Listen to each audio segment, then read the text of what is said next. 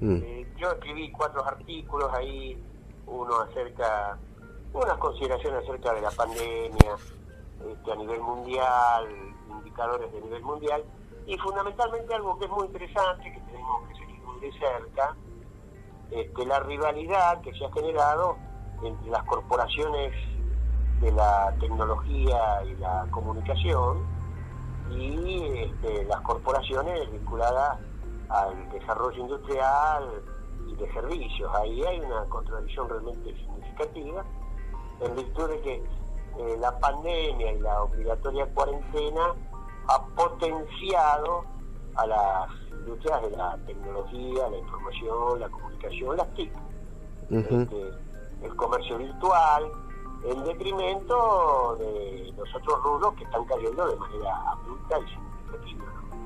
Claro. Así que bueno, uno sobre eso, otro sobre lo que es el IFE, históricamente hablando, después otra sobre las 50 mayores fortunas de la República Argentina y lo que significaría la aplicación de un impuesto del 3% a esas fortunas, más agregándole algunos otros, es decir, un universo total de 12.400 personas en la Argentina.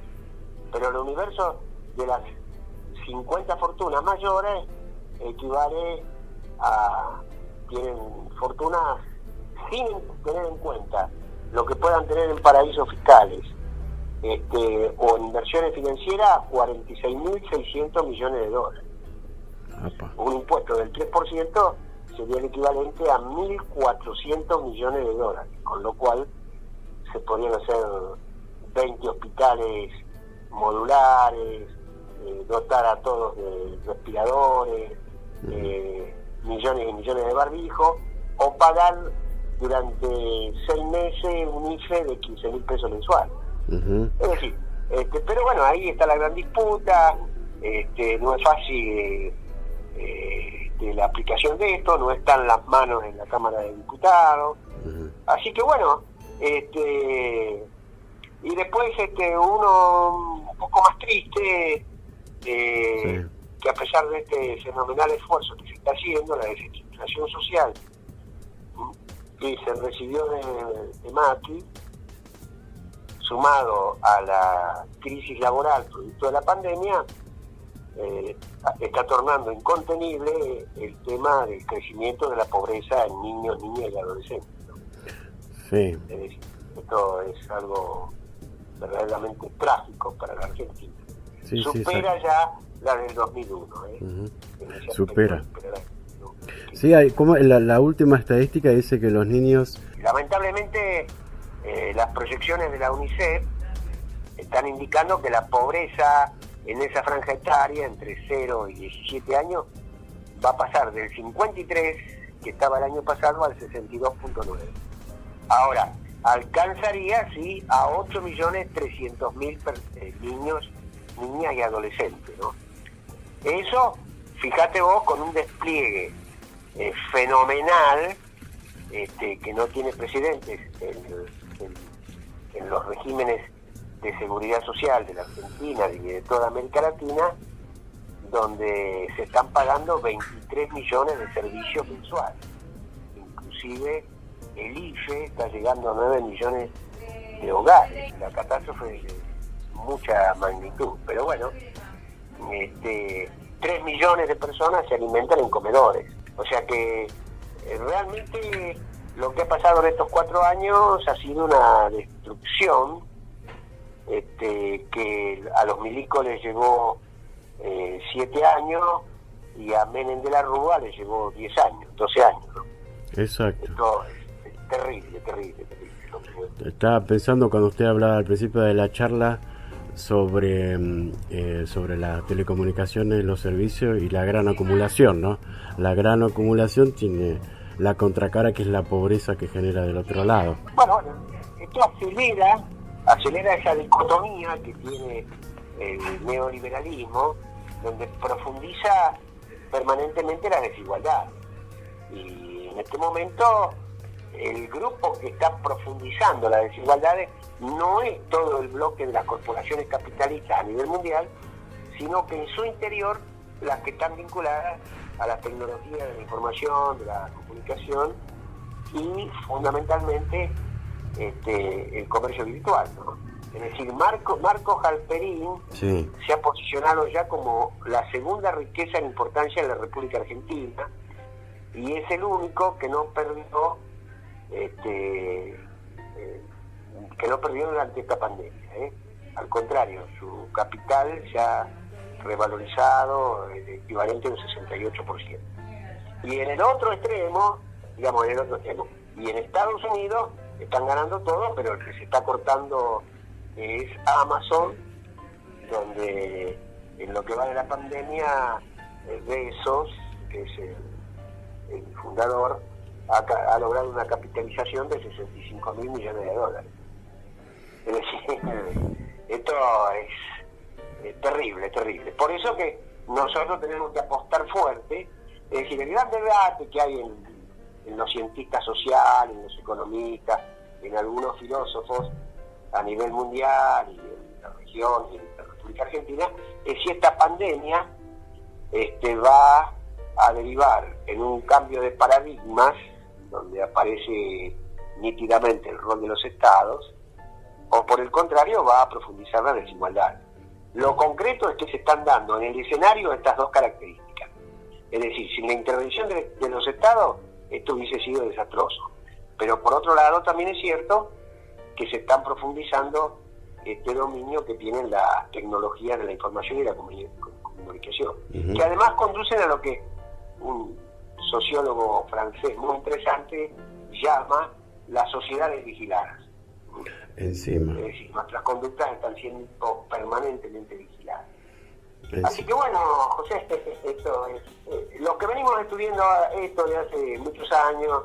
Era previsible, el tema de la concentración y la desigualdad, pero está adquiriendo un rasgo tan profundo que vos fíjate que han aparecido dos agrupaciones de millonarios, multimillonarios, que están pidiendo que le cobren más impuestos. A nivel mundial, no en la Argentina, en la Argentina no. En la Argentina hay todo un lobby para que no se paguen impuestos, para boicotear el gobierno, para trabar de todo tipo de sanción de normativas en las cámaras, tanto nacionales como en la provincia de Buenos Aires. Sí.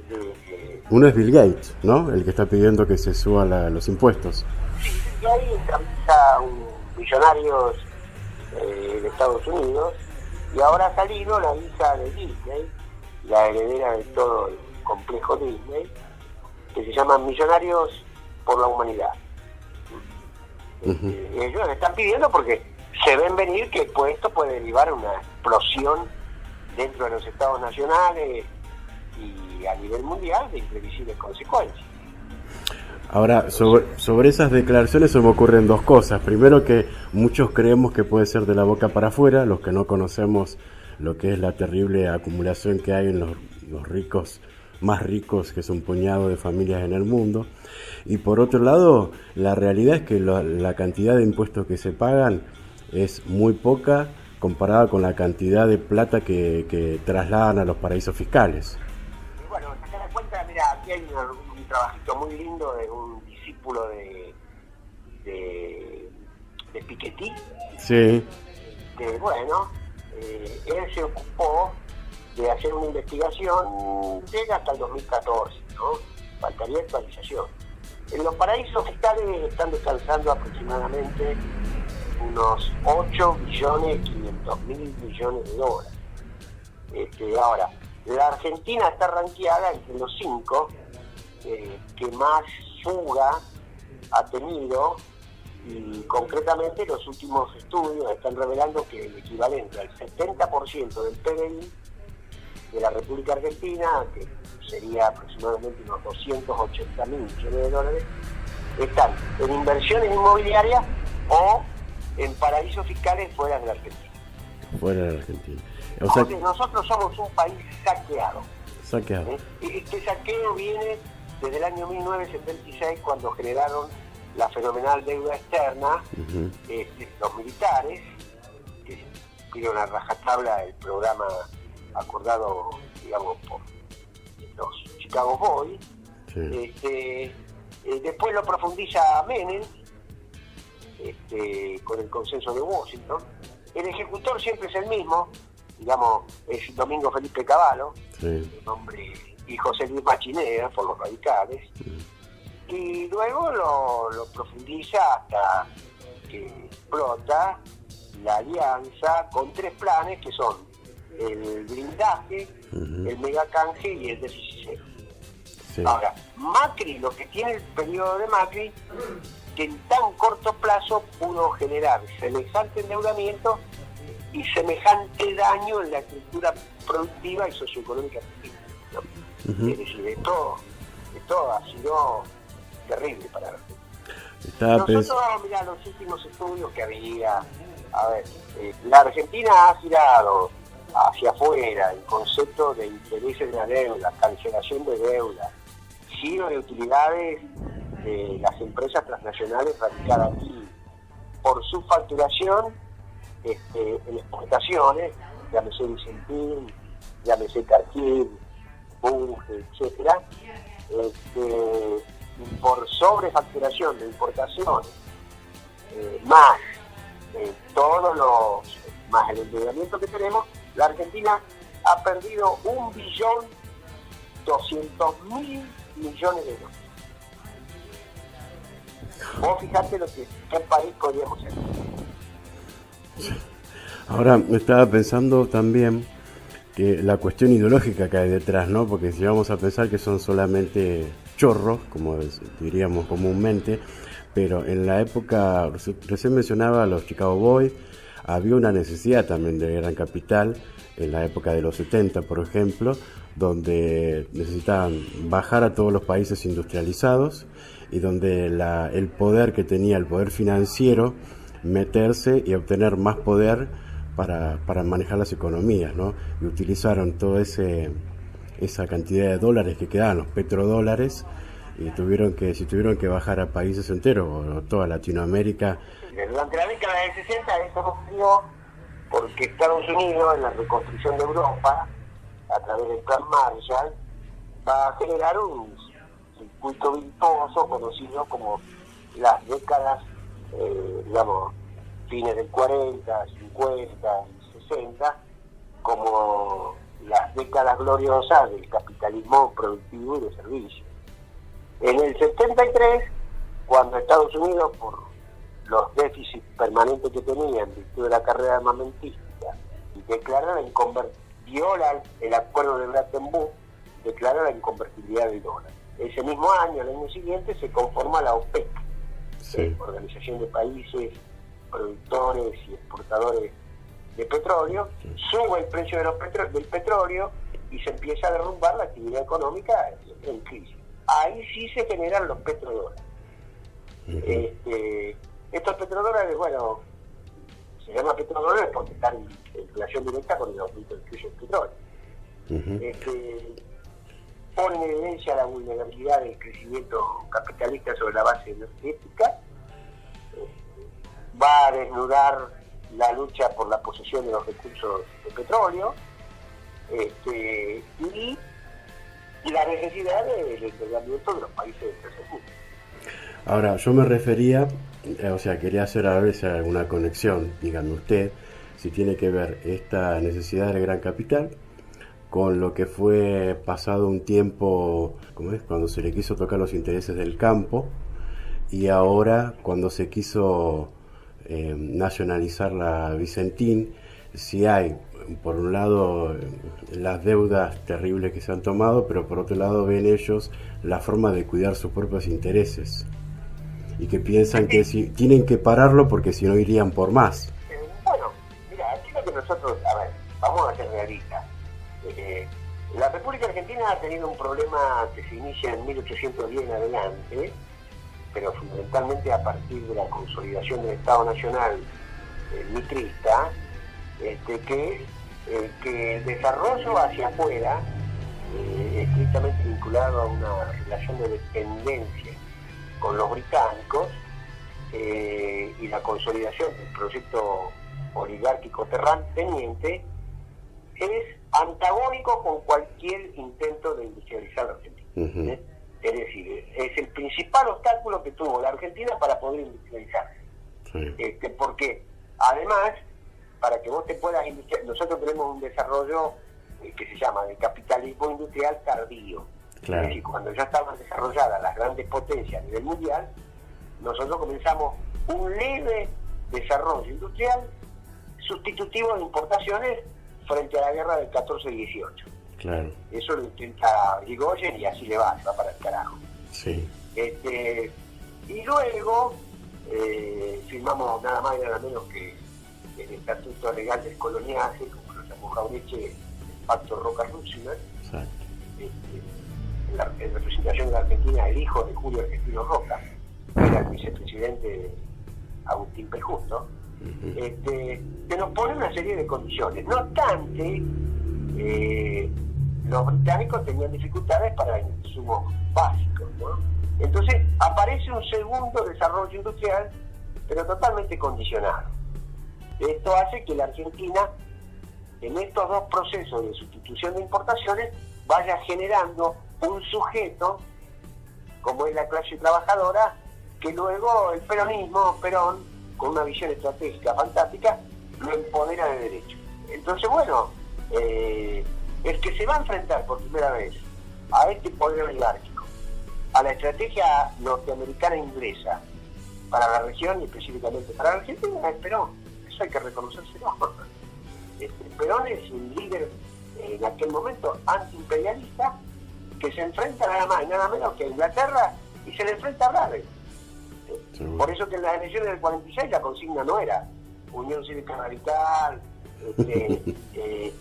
Partido Comunista, Partido Socialista, que conformaban la Unión Democrática contra Perón. ¿Era Braden o Perón? Y bueno, Perón ahí no suscribe, por ejemplo, el acuerdo de Bretton Woods, que eso es muy importante, gracias a que el agregado económico de la embajada norteamericana, Antonio Cafiero, le dice que no era conveniente para lo que se proponía el peronismo. Él le va a la oligarquía, le va a crear el IAPI, el Instituto Argentino de Promoción del Intercambio, que se apropia de la renta presidencial, le va a crear nada más y nada menos que una serie de organismos, nacionaliza la banca, que estaba en manos prácticamente de los ingleses. Fíjate vos que en el convenio que se firma en la década del 30 con los ingleses, nos exigen la conformación del Banco Central, pero ponen como asesor que diseña toda esa estrategia a Otto Meyer, un británico, y la mayoría del capital de los directores que controlaban el Banco Central eran bancos ingleses. Este banco a los que nosotros habíamos contribuido en 3 oportunidades históricas a salvar. Una fue la crisis de 1874 con Avellaneda, donde de la Riesta, que era el ministro de Economía, va frente a la inminente quiebra por una situación internacional de la Bari, va a Inglaterra y le dice: nosotros le vamos a pagar con sudor y lágrimas del pueblo argentino. La segunda, que es en 1890, una vez volvemos a salvar a la Bari, y la tercera, donde el hijo de Julio Argentino Roca, cuando firma el pacto de Roca-Russell, le dice: nosotros, por el vínculo que tenemos, deberíamos pertenecer al Reino Unido. Perón se enfrenta a todo eso, es indiscutible, va a nacionalizar los servicios básicos, va a tener un proyecto de desarrollo industrial que no puede concretar, y va a fomentar un vigoroso mercado interno a partir de la redistribución del ingreso. Y a la oligarquía enfrenta fundamentalmente, y al podio, con el estatuto del peón industrial, del peón de campo. O sea que la oligarquía argentina, el sector de la oligarquía, y ahora no es tanto oligarquía sino agronegocios, es un obstáculo serio para que la Argentina pueda tener un desarrollo capitalista autónomo. El último que lo intentó fue Néstor Kirchner, ha dejado un buen basamento, pero Macri se encargó de destruir No pudo hacerlo por el movimiento obrero, ni por las conquistas sociales, pero bueno, tampoco por la desestabilización del peronismo, que vuelve a ser constante. Hoy los yanquis lo tienen perfectamente claro, lo tienen perfectamente claro a ella, sí, la Asociación de Empresarios Argentinos, donde está Roca, está Buteroni, está Pagani de Arco, está el hijo de Ramín Puta de Magneto, pero la dupla, digamos, Techín, que además Techín se beneficia enormemente con la privatización de Solisa, esa empresa estratégica que Perón había creado para el desarrollo de la industria pesada. Seguro. Bueno, son un verdadero obstáculo, sí, incondicional. Que por suerte, entonces, a ver, aquí hay un poder fáctico que hay que tener en cuenta. El poder fáctico es el poder real, concreto. Sí. Eso está formado. En Argentina es un bloque de poder que está conformado por los agronegocios, por la banca y el capital financiero especulativo, por una parte importante del conglomerado industrial y de servicio, que además tiene la capacidad de fijar los precios de los productos. Claro. La embajada norteamericana, los medios de comunicación, bueno, ese es el bloque, por supuesto. Los jueces. La mesa de enlace en las dos expresiones más duras, que son la sociedad rural y Carvalho. ¿Y los jueces? Bueno, pero ese es otro tema. Es otro tema. Es decir, este es el poder fáctico real. Ajá. Ahora, que este poder fáctico luego tiene capacidad de lobby y de poner... Macri podría haber sido otro la figura que representara a este grupo de poder. Macri tuvo, digamos, la suerte de que se produce el efecto Cromañón, y Barra se maneja muy mal, y va a ganar las elecciones del gobierno autónomo de la ciudad de Buenos Aires. Y ya venía con cierto prestigio los sectores populares por la administración de Boca Juniors. Bueno, gana el gobierno autónomo de la ciudad de Buenos Aires, y eso le posibilita ser el hombre que más medía para este bloque de poder. Seguro. A partir de ahí empieza esa carrera. A ver, le hago una comparación con la época de Perón, cuando se nacionaliza la banca y cuando se crea el instituto El IAPI. ¿Qué posibilidades hay ahora y qué condiciones hubieron antes para poder lograr ese tipo de cuestiones? Bueno, el poder que había antes está dado fundamentalmente por una situación internacional distinta a la actual y por el 17 de octubre del 45. Claro. El 17 de octubre no sabían cómo pararlo. Perón estaba preso. A Perón lo habían puesto preso en la isla de Martín García. Es decir, había sido sacado del gobierno. La isla de Martín García se llama YPF, Voy a decir por qué. Ahí estuvieron presos Irigoyen, Perón y Prentice. Sí. Bueno, entonces, a Perón lo habían sacado. Y se genera el 17 de octubre del 45. El 17 de octubre del 45, Perón lo habían traído por una dolencia, estaba internado en el hospital. Y Farrell, ya en la desesperación, le dice a la cúpula militar, bueno, vayamos a buscarlo a Perón, porque esta gente no se va, nos va a incendiar la ciudad de Buenos Aires. Y ahí es cuando viene el Perón y da el discurso, y bueno, se va a conformar lo que es la salida democrática de febrero del 46.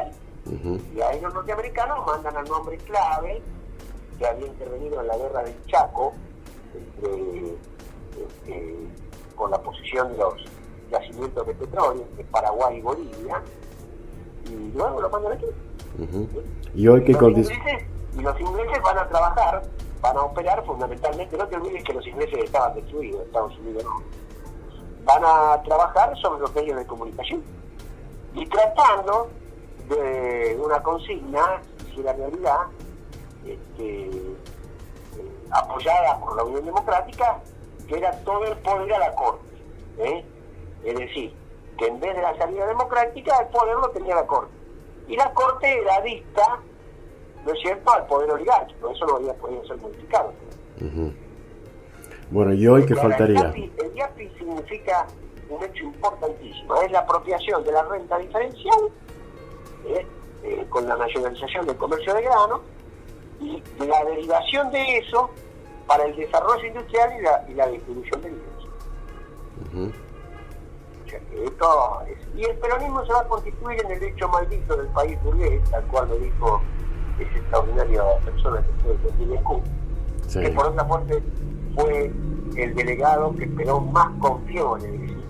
Seguro. A tal punto que lo designó delegado federal. Y es el que Perón negocia con Frondizi el Pacto de Caracas, donde el peronismo va a votar por Frondizi, y los dos negociadores fueron John William Booth por el peronismo y Rogelio Frigerio por el Frondizi.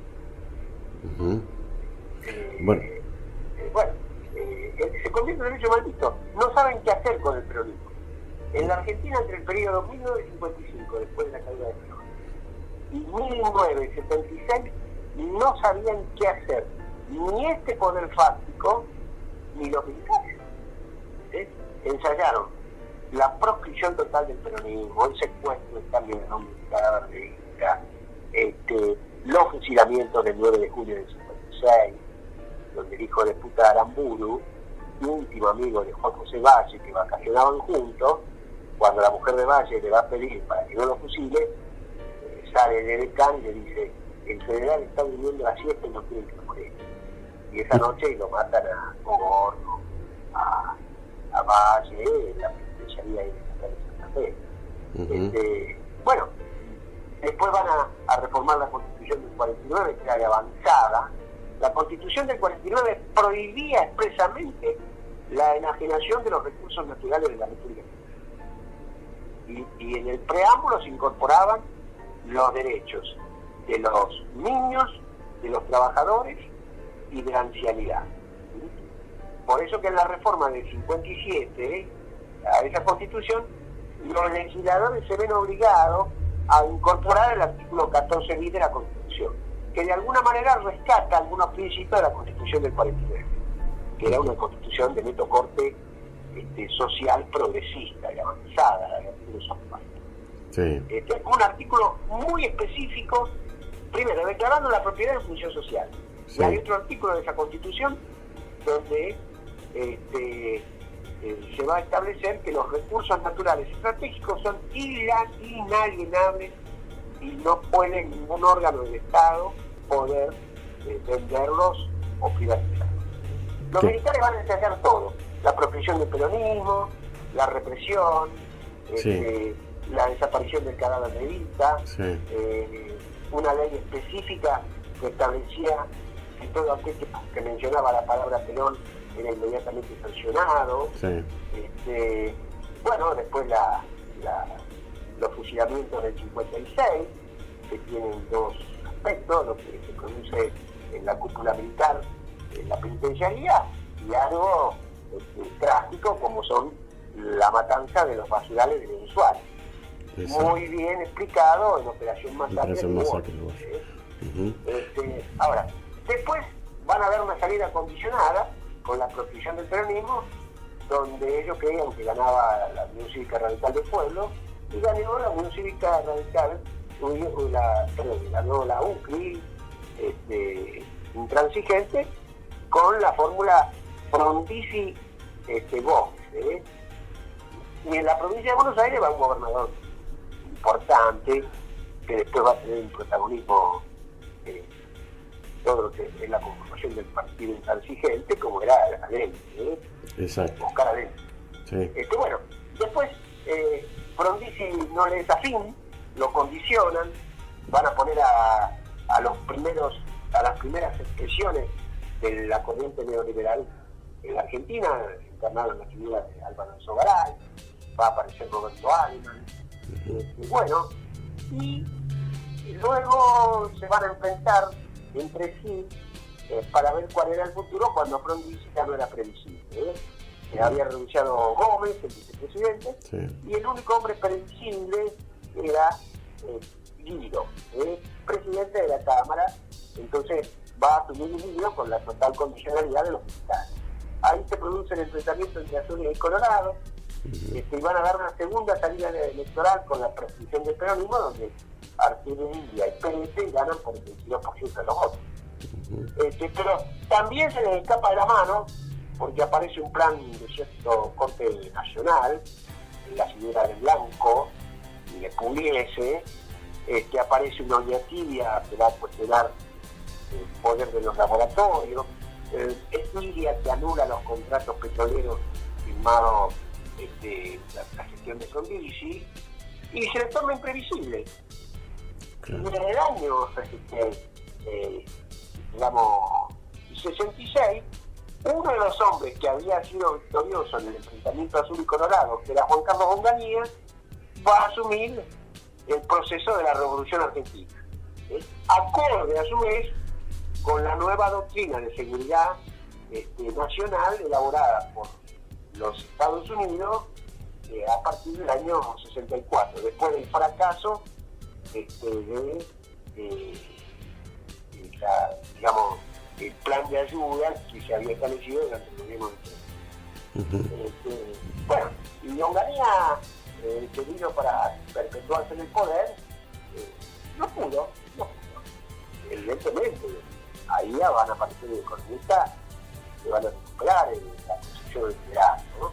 Es decir, los tenés a un de Bacena, los tenés a los pastores, pero no pueden frenar ni el desarrollo industrial que la Argentina tenía, ni la creciente movilización del movimiento. Claro, consecuentemente con el desarrollo industrial. ¿Cómo? Consecuentemente con el desarrollo industrial, obviamente.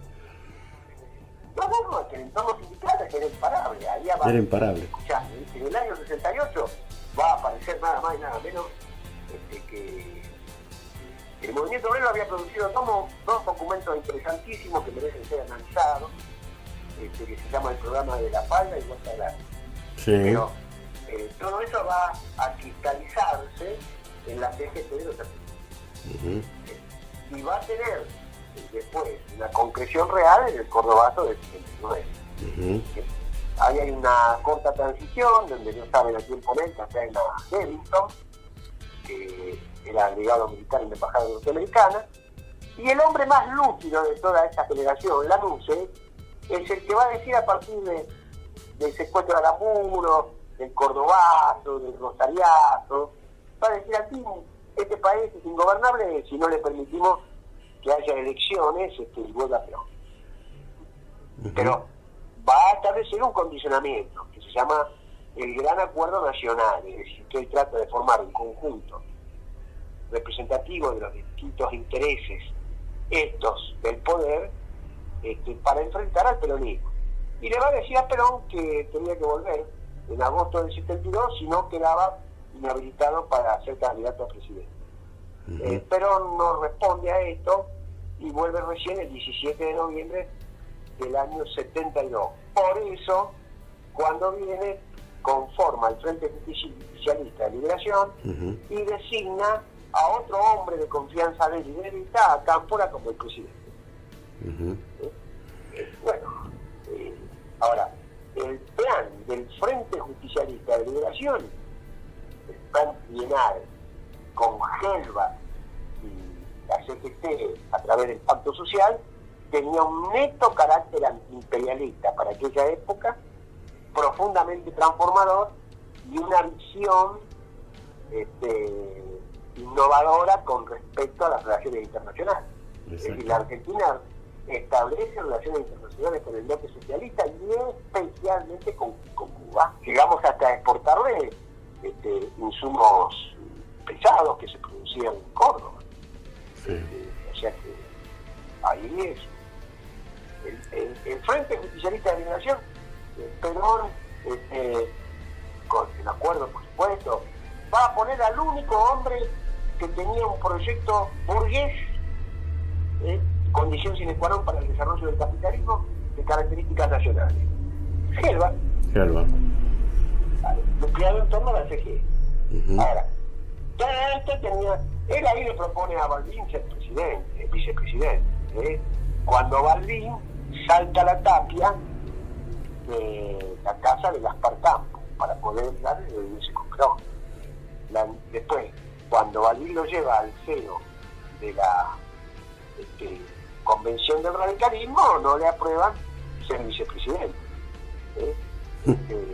Bueno, lamentablemente se produce el enfrentamiento que ya estaba dentro del peronismo, se resuelve por derecha, con la destitución, digamos, de Cámpora y Solano Lima. Hay de vuelta a elecciones y en septiembre gana Perón con una cifra inigualable que es el 74% de los votos. Sí. Pero ahí va a cometer un error Montoneros, matándole al hombre que le daba previsibilidad a ese pacto, que era José Ignacio Ruz. Con lo cual se produce el enfrentamiento entre Perón y el ala, digamos, izquierda armada, porque la izquierda del peronismo tenía otras expresiones, que venían los sectores argentinos, el peronismo de combativo, de los sacerdotes para el mundo, de las vidas agrarias, pero ahí se produce el enfrentamiento con los que se llaman la Liga Armada, que tiene su máxima expresión el 1 de mayo del 74, claro. y en la despedida que Perón hace, viéndose morir el 12 de julio del año 74. Después del 1 de julio de la muerte de Perón, las contradicciones son de tal profundidad que terminó desembocando en la dictadura militar del 76, que estaba presente durante todo este periodo, pero que tiene protagonismo cuando se debilita el peronismo y fundamentalmente de tener este tipo de contradicciones. Ahora, después de la muerte de Perón, el peronismo va a hacer de todo. Va a tener la AAA, va, antes de la muerte de Perón, por ser un hombre de la PDUE, visita a la Argentina a Licio Gelli, y va a Perón a instancia de Licio Gelli designar como jefe de la Armada a Emilio Eduardo Maciel, que pertenecía a esa logia. Hombre clave después en el golpe de ahora, todo para esto Estados Unidos se había ocupado permanentemente de las escuelas de las Américas, de las capacitaciones, no solo en Argentina, sino en toda América Latina, de los militares acerca de la doctrina de la seguridad nacional. Es decir, el enemigo no está afuera, está en el interior, son los que pretenden cuestionar al sistema capitalista y por lo tanto subvertir el orden que nosotros pretendemos hacer. Esto en la doctrina de la seguridad nacional se va a justificar digamos, el genocidio y van a instrumentar para llevarlo a la práctica el plan Cóndor. Así que, bueno, y ahí se aplican en el año 76 las concepciones neoliberales australianas, ya bajo la asesoría de Milton Friedman. Las dos dictaduras más feroces del Cono Sur van a establecer la concepción neoliberal con la preeminencia del capital financiero, la desarticulación del movimiento obrero, la desarticulación del desarrollo industrial y científico. Que después va a profundizar Domingo Felipe Cavales durante esta pandemia. Ahora le hago una pregunta, Mario. La generación de esa gigantesca deuda en estos 7 años de esta última dictadura no es consecuencia, no es un error, no es solamente corrupción la estatización de la deuda privada, es un plan premeditado también y que trae esa deuda, la arrastramos hasta ahora, ¿no? El gran problema de Argentina comienza en el año 1976. La Argentina debía en aquel momento 7.000 millones de dólares. Sí. Cuando se va a la dictadura se debían 45 mil millones de dólares y se le había estatizado la deuda en 1982 a todas las grandes corporaciones de capitales nacionales e internacionales. Uno de los grupos beneficiados, si yo te tomo a vos las 10 fortunas más importantes hoy de la Argentina y saco a 3, 7 se beneficiaron con la estatización de la deuda externa. El hombre que en el ranking de los 50 aparece 20, que Macri se estatizó, se benefició con la estatización de la deuda externa. Además, Macri, el grupo Macri pasó de 7 a 47 empresas durante la etapa de la dictadura. Y ahora, ¿quién fue el hombre clave en la estatización de la deuda? Y Domingo Felipe Cavales, el ministro de Economía, en ese momento creo que era como actual. Entonces, hombres que venían de toda esa concepción neoliberal. Ahí se genera el gran condicionamiento externo y por lo tanto la sujeción a los capitales financieros internacionales. Alfonsín, que le podemos hacer muchas críticas, pero que algunas virtudes tuvo, él sabía perfectamente de este endeudamiento, como lo sabía.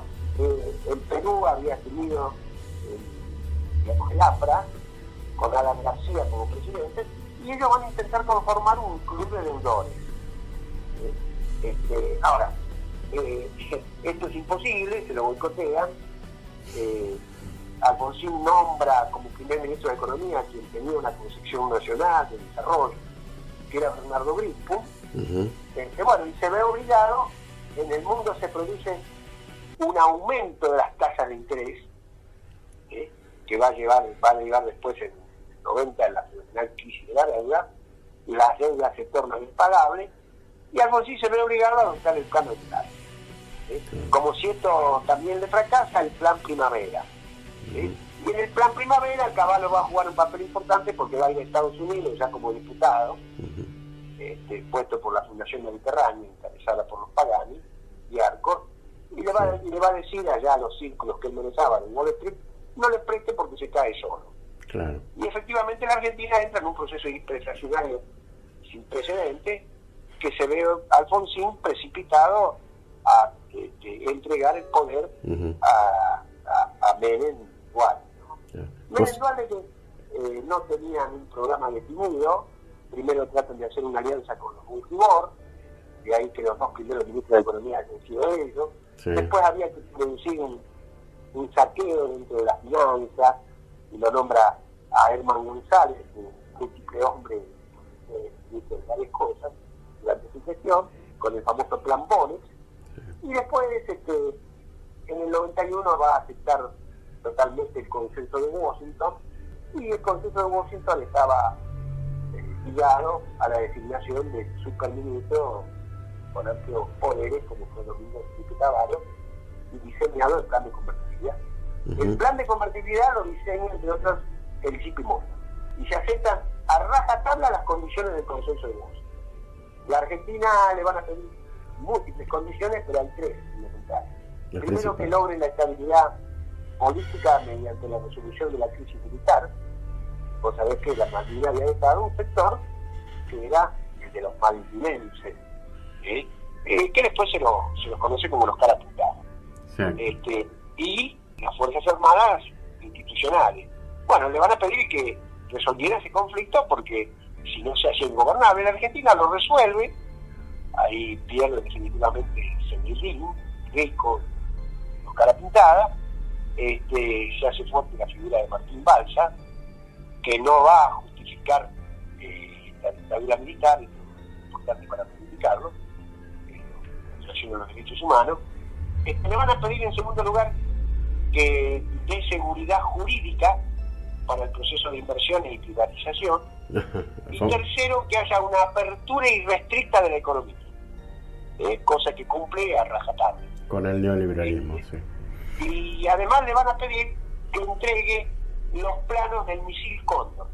Te mencioné el Cóndor como plan estratégico de los norteamericanos para coordinar la represión en el Cono Sur. Ahora te nombro el plan, los planos del misil Cóndor, que la Argentina tenía en Córdoba perfectamente desarrollado. Los militares no habían destruido la base científica de materia de energía atómica y en materia de aviación militar. Y Menem entrega los originales del misil Cóndor, ¿no? Con lo cual Argentina hubiese tenido una posibilidad extraordinaria en cuanto a desarrollo atómico, y además haber puesto nada más y nada menos que un misil. Y además le van a pedir que lleve adelante una relación de sucesión de la política internacional de Estados Unidos, que se lo conoce como, de una manera distinta, o el realismo periférico o las relaciones carnales. Relaciones carnales. Se va adelante por un hombre que había participado en la renovación justicialista, que había hecho algunas contribuciones interesantes y que fue Guido de Pesar. Y la Argentina se convierte además en aliado extrapotable. Por eso aparecemos en todos los conflictos internacionales. Dos preguntas te quería hacer. Una sobre el arreglo de la quita de esta deuda que todavía se está trabajando, algunas palabras, y después, bueno, sobre la vacuna, esas dos cosas. Mira, sobre el tema del arreglo de la deuda, a ver, partamos de esta base. La Argentina va a tener un enfrentamiento muy interesante contra el capital financiero internacional en la época de Néstor y Cristina. Esto es lo que mucha gente no entiende, pero Néstor primero y Cristina después se van a enfrentar a quienes estaban ya hegemonizando el mundo y que por lo tanto era una sujeción que tenía la Argentina. Es la Corporación Financiera Internacional. Entonces, ¿qué hace Néstor? Reestructura la deuda externa con una quita significativa del 66%. No nos olvidemos que estaba reestructurando una deuda que estaba en default, declarada por Rodríguez A en el corto periodo de mandato en el 2001. Reestructura la deuda externa, le va a decir al proyecto imperial no, conjuntamente con Tabaré Vázquez, con Lula, y por supuesto Chávez de Mar del Plata, le va a decir no al ALCA. El ALCA se estaba diseñando durante toda la década del 90, y que era un proceso de integración desde Alaska a Tierra del Fuego, hegemonizado por las transnacionales americanas, donde a nosotros nos asignaban un papel realmente como solamente productor de materias primas y del capital financiero especulativo internacional. Le va a decir al Fondo Monetario, le debemos 9.700 millones de dólares, tomen, y se van de la Argentina. O sea, echa al Fondo Monetario Internacional, que además nosotros le pagábamos una suite en el Sheraton. Y luego se va a atrever Cristina a estatizar las AFJP, la otra, digamos, vertiente del capital financiero internacional. Hoy estamos negociando con fondos que manejan la gran estructura de seguridad de varios estados y aún dentro de Estados Unidos, por ejemplo, del estado de California. Y la otra cuestión es la estatización de IPF. La otra cuestión es la lucha contra los fondos buitres. Y la otra cuestión es que Cristina Fernández de Kirchner en Naciones Unidas logra una resolución importantísima sobre la capacidad de los estados nacionales para reestructurar sus deudas externas y el enfrentamiento feroz contra los fondos. En este marco la Argentina era un país prácticamente desendeudado, la mayoría de sus deudas estaban en pesos y no en divisas, que tanto nos cuesta conseguir, y lo que hace Macri de perverso, ¿no es cierto?, es no solo endeudarnos más, sino que lo endeudarnos en moneda extranjera, específicamente en dólares. Es decir, la Argentina se endeuda en estos últimos 4 años, fundamentalmente a partir de lo que fue el pago de los fondos buitres, y se profundiza en el 2018, en dólares por 110.000 millones de dólares, de los cuales, de acuerdo al informe del Banco Central actual, 85.000 millones se fugaron del país. Nosotros tenemos un problema serio. Estábamos endeudados en dólares, estábamos endeudados con el Club de París, Kicillof había logrado una renegociación. El Club de París es el endeudamiento que se genera a partir del año 56-57, digamos, con la dictadura militar del 55, que involucra a varios países de Europa, pero que concede el París, que se llama el Acuerdo de París. Teníamos a su vez el fenomenal negocio de las LEVAC, que después transformadas en LELIC, y endeudamiento de jurisdicción extranjera y de jurisdicción nacional. El de jurisdicción nacional es peso y el dólar. Entonces, la Argentina estaba totalmente condicionada. Además, un endeudamiento de corto plazo, a tal punto que en el 2019, el presupuesto que mandó Macri, el 21% del total de gastos eran asignados para el pago de intereses de la deuda. Pero los fuertes de la deuda iban a ser a partir del 2021. Y además no se endeuda mal, y en esto con el consentimiento de Estados Unidos, porque la estrategia norteamericana exigía apoyarlo a Macri como forma de destrucción del peronismo de Cristina Fernández de Kirchner, y es fundamental en la disputa estratégica que tiene con China. ¿Sí? Y Cristina había firmado un acuerdo con los rusos y un acuerdo con los chinos, que se llaman alianzas estratégicas, y que nos permitió, entre otras cosas, que en plena pandemia, cuando no teníamos insumos y el mundo se había refugiado cada estado en sí mismo, un llamado telefónico de Cristina con Jinping y si era posible que hoy tengamos suministro fenomenal por parte de los chinos de material necesario para atemperar los efectos de la pandemia. Bueno, ahora, el tema es que había que negociar con los grandes fondos de inversión, que hacen su aparición fundamentalmente a partir del 90. Sí. Y un fondo muy importante como BlackRock, que es el tercer PBI del mundo, para que nos demos una idea de la magnitud. BlackRock. Exacto. Bueno, me parece que es interesante porque primero hay un ahorro de recursos en dólares significativo. Mirá vos, entre 2020 y 2024 le vencieron a Argentina 63.664 millones de dólares, entre deuda más intereses privada y pública, local y extranjera. Se va a pagar solamente 6.116 millones. Esto significa que solo de cada 10 dólares que estaban destinados a pagar esta deuda, se va a usar uno. De cada 10... Se va a usar uno. De cada 10 dólares que estaban destinados a pagar esa deuda, se va a usar uno. Los restantes van a ser utilizados para la recuperación económica. Se frena la especulación cambiaria, van a mejorar sensiblemente un problema estructural en Argentina que es el déficit de cuenta corriente, va a descomprimir la demanda de divisas y se liberan recursos realmente significativos para poder diseñar un plan de desarrollo económico. Esto es lo que ahora se está discutiendo seriamente y de mantenimiento de este régimen de seguridad social que no es suficiente para que la pobreza no siga creciendo en virtud de la fenomenal desequilibración socioeconómica que está. O sea, ahora viene la segunda etapa, negociar con el Fondo Monetario 4.000 millones de dólares.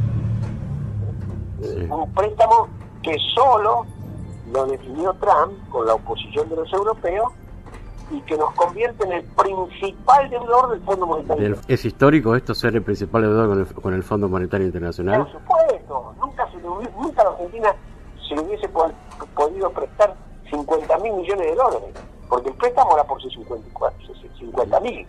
Cuando asume Fernández dice no, el tramo final de 6.000 millones no lo queremos. Es histórico desde 1944 cuando en Bretton Woods se creó el Fondo Monetario. Generalmente decimos que cuando uno le da mucha plata a alguien y que sabe que no le va a poder pagar, es que uno es tonto. En este caso el Fondo Monetario Internacional no lo hace por ser tonto, lo hace para condicionar la economía justamente, ¿no? Porque Estados Unidos tiene la mayor capacidad de votación dentro del Fondo Monetario. Entonces, Trump, ¿qué quería? Mejor dicho, todo Estados Unidos, ¿qué quería? La Argentina es un país ingobernable en el marco que ellos se habían propuesto. Lo viene demostrando desde el año 45. Entonces, destruir al peronismo, destruir al movimiento obrero, destruir a la figura capaz de nuclear a esta oposición, que no lo tiene ningún país de América Latina. Fíjate vos que en Chile están desde octubre y no logran que un líder pueda capitalizar y sigue gobernando Piñera, que Cristina Fernández de Kirchner.